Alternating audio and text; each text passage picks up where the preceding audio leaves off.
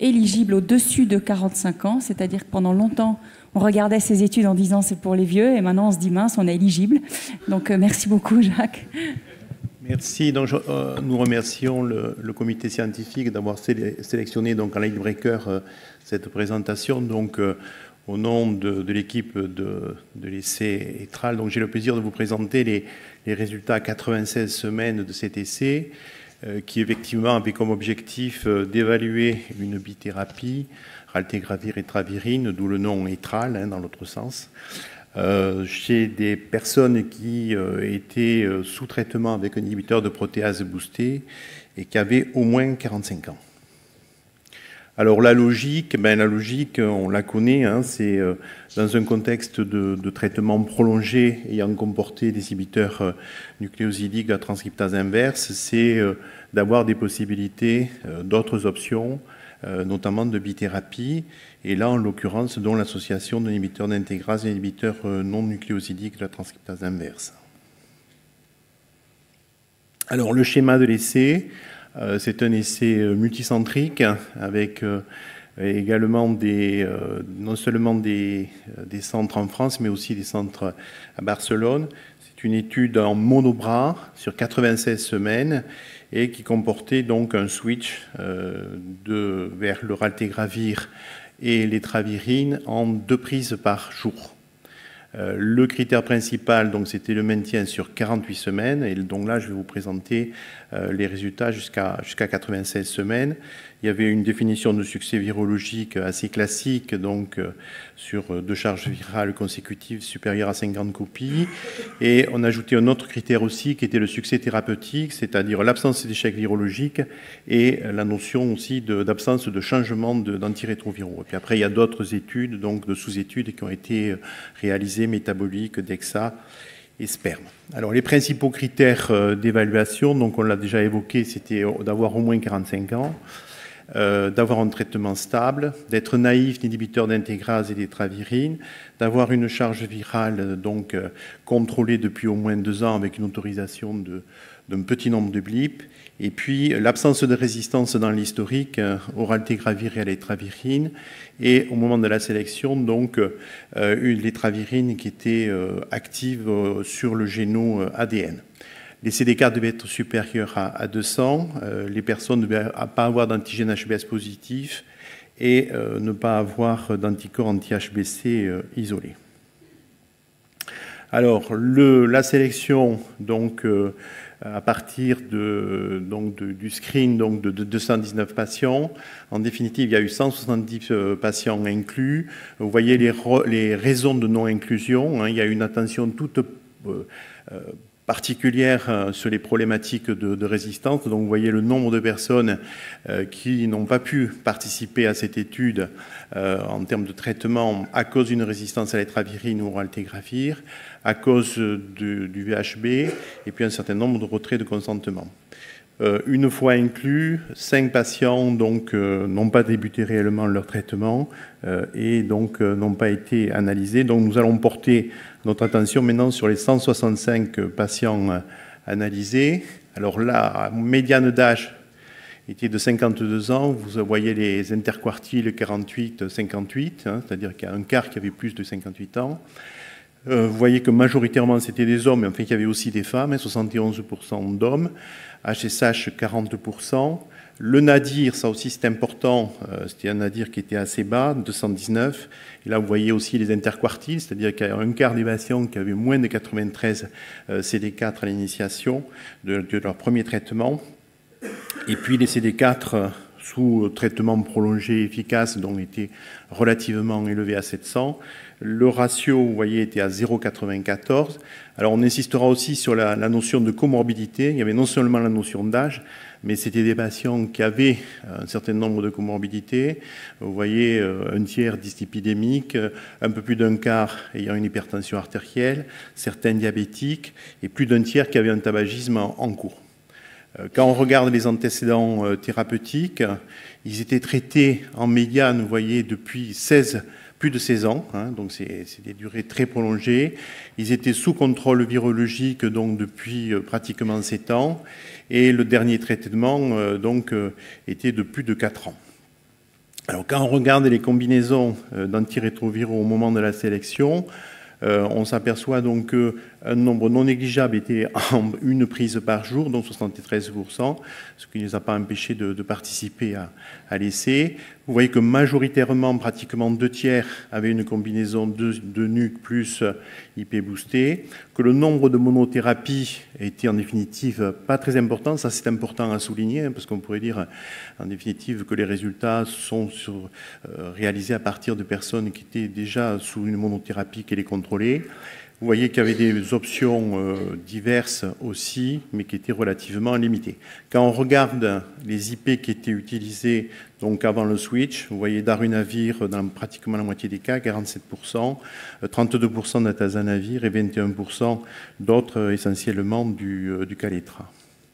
Alors quand on regarde le devenir des patients donc analysés, en deux parties, hein, donc Christine Catlama avait présenté les résultats donc à l'IAS en juillet sur le critère principal, et à ce moment-là c'était sur 156 patients et on avait un échec virologique sur les 48 premières semaines, 7 échecs thérapeutiques, on va y revenir, et un arrêt de traitement sans échec. Sur la deuxième partie, on a un nombre très limité d'arrêts, hein, c'est important. Il y a un seul échec virologique à S64, donc ça nous fait 2 échecs virologiques au total, on y reviendra. Et puis un échec thérapeutique et 2 arrêts de traitement sans échec. Alors quand on regarde les courbes, vous voyez, elles sont très plates, hein, qui montrent bien effectivement le fait qu'il y a eu très peu d'échecs. 2 échecs virologiques, et quand on regarde les 8 échecs thérapeutiques, c'est lié à des changements d'antirétroviraux pour effets indésirables sur lesquels nous allons revenir. Quand on voit donc les pourcentages de succès virologiques et thérapeutiques, nous sommes au-dessus de 90%. Vous voyez les intervalles de confiance, le calcul de l'effectif ayant été réalisé en fonction de cette volonté de puissance. Alors quand on regarde attentivement les arrêts de traitement, c'est important, hein, pour effet indésirable. Vous voyez d'abord, sur 8 arrêts qu'on va détailler, 7 étaient de grade 1 ou 2, et puis on a discerné des arrêts précoces dans le premier mois, 5, et puis des arrêts tardifs pour 3 patients. Alors quand on regarde les raisons sont assez variées. Douleur abdominale et céphalée, symptômes neuropsychologiques sur un terrain par ailleurs qui était antérieurement à souci, des céphalées qui ont été rattachées secondairement à une syphilis de façon formelle, un cas d'idée délirante, sécheresse cutanée dyspnée, et puis vous voyez sur les causes tardives, sur des grades 1 ou 2, prise de poids, lipodystrophie, un seul cas, et asthénie. Donc des causes en définitive assez variées et peu sévères en soi. Alors, je reviens donc sur les échecs virologiques. Ces 2 échecs constatés à S24 et S64. Leur historique, il y a un homme et une femme. Les 2 avaient un traitement par TDF, FTC, lopinavir boosté avec du rito donc préalablement. Les durées de suppression ont été relativement prolongées. On voit que pour un des patients, on a une valeur pré-thérapeutique élevée à 199 000 copies, que les nadirs pour les 2 étaient bas, et que d'autre part, le devenir de ces patients au contrôle, on voit que pour le premier patient qui avait 11 607 copies, on est à 18 472, qu'une fois modifié son traitement, on est redevenu indétectable, que dans les dosages, vous voyez, qui sont annoncés, on a des taux qui sont bas pour le raltegravir, et quand on regarde le génotype ARN donc au contrôle, on a une résistance sur les travirines et pas de mutation pour le raltegravir. Quand on regarde le deuxième échec, donc qui est survenu à 64 semaines, avec un contrôle, avec une valeur de charge virale qui était basse, à 69 copies, un contrôle qui lui aussi était relativement bas, à 75 copies. Ce patient a eu plusieurs séquences thérapeutiques après, avec toujours une persistance d'une charge virale discrètement positive, donc à 98, en particulier à S96, vous voyez, on était à 98 copies, sous une association donc de Truvada plus darunavir. Quant à l'étude donc de la sensibilité, on voit qu'il n'y avait pas de mutation sur le contrôle virologique. Alors quand on regarde aussi la notion de blip, parce qu'on peut se poser la question de savoir s'il y a eu des blips et à quel niveau, vous voyez l'ensemble des éléments concernant ces blips, qui a concerné moins de 10% des participants, 8,5%, donc 15 blips sur 96 semaines chez 14 patients, donc qui sont relativement étalés dans le temps. Alors, quand on regarde des données complémentaires sur les paramètres biologiques et anthropométriques sur ces 96 semaines, donc on a d'abord des données virologiques. Alors, ce qui est intéressant donc, sur l'évaluation sur 48 semaines, c'est qu'il n'y a pas de modification du réservoir mesuré par un ADN VIH, vous voyez, qui ne bouge pas. Quant au CD4 et au rapport CD4 sur CD8, il monte significativement, en particulier sur la deuxième année, donc puisqu'on a une progression de 4,9% pour les CD4 et de 5,9% pour le rapport CD4 sur CD8. Quand on regarde l'évolution du débit de filtration glomérulaire, vous voyez qu'on a une toute petite baisse significative sur la première année et puis qu'on a une réascension donc dans la deuxième année.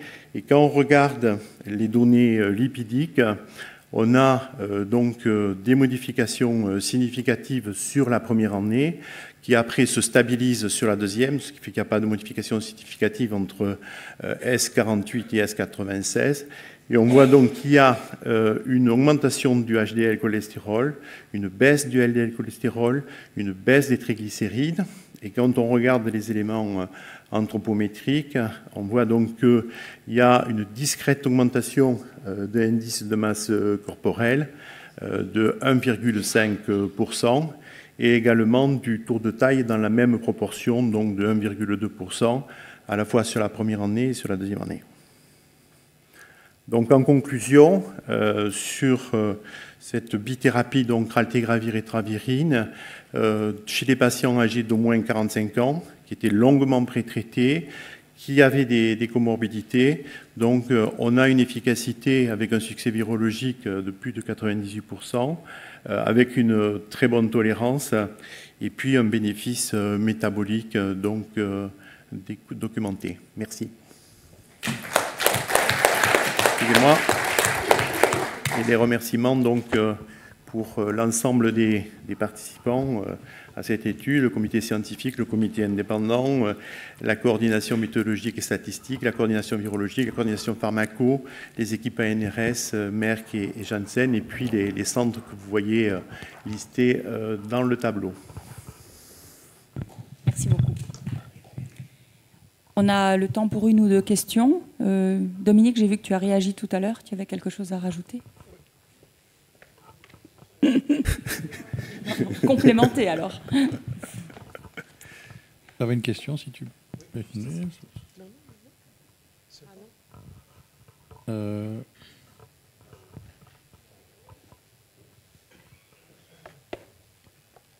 Je vais peut-être vite glisser ma question, alors que le temps que le micro arrive. J'avais une question sur les patients non inclus. 5% de résistance au raltegravir en baseline, ça vous a étonné? C'était des patients qui avaient eu... donc, je reprends le...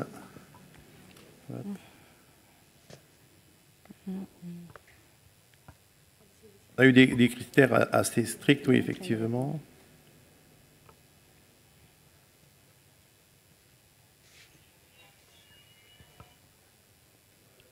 Oui, c'est ça, oui. Oui, c'est 5%, donc avec des mutations... Mais si tu vas dans les critères de la dia précédente... Oui, qu'il n'y avait pas de... ils étaient naïfs? Normalement naïfs, oui. Des polymorphismes. On a pris des critères assez stringents sur les... Ce serait préoccupant. On est d'accord, c'est des polymorphismes.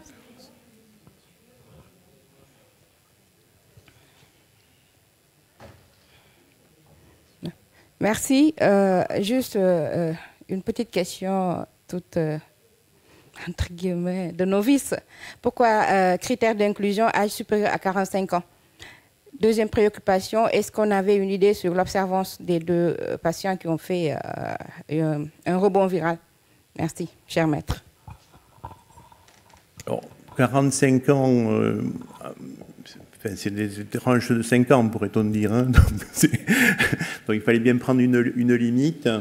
Dans la médiane, alors maintenant les médianes dans la prise en charge ont évolué, mais on est à peu près à la médiane de l'époque, donc de la moitié des patients donc, qui avaient au moins 45 ans. Et peut-être Dominique. La raison, c'était qu'on voulait ce traitement-là.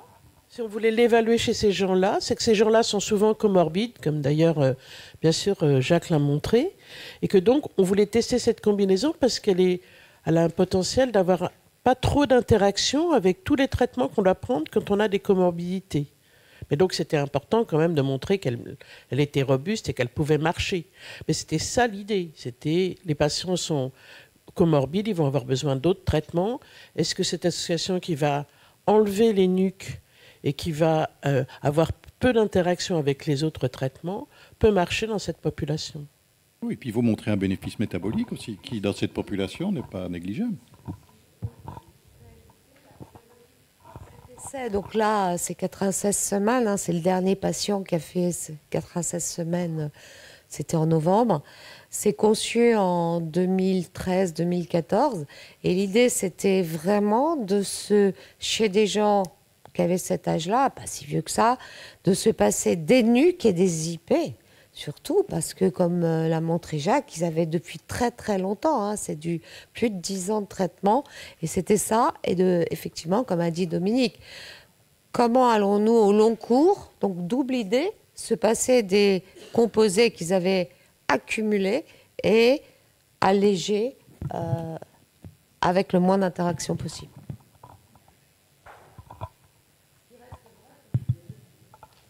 Un autre élément peut-être à verser un petit peu à la connaissance, donc au-delà de cet essai, donc il y a une poursuite d'observation, donc en une prise par jour, hein, parce qu'il y a la discussion aussi des limites. Et merci beaucoup. Je pense que c'était vraiment une session extrêmement bien intéressante, fournie, diverse et variée. Merci à tous les présents.